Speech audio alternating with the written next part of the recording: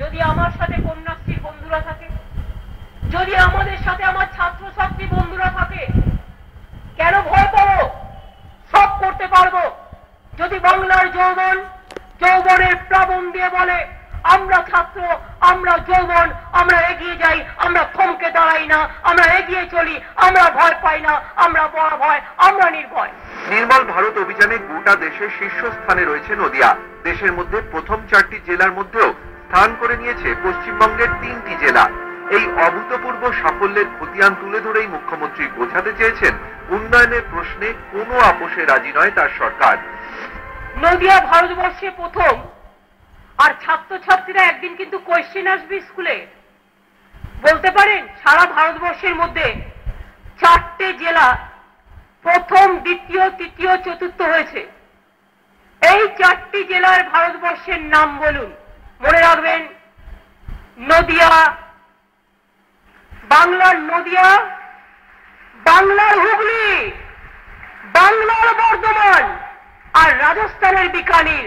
অর্থাৎ আমরা 3, ওরা 1, লড়ছি আমরা 3-1। অর্থাৎ আমরা সবাইকে বোল্ড আউট করে দিয়েছি। ব্যাটিংও আমাদের, বোলিংও আমাদের, আর আগামী দিন নির্মল বাংলাও আমাদের, নির্মল ভারতও গড়বো আমরা। এটা আমাদের শপথ, এটা আমাদের অঙ্গীকার।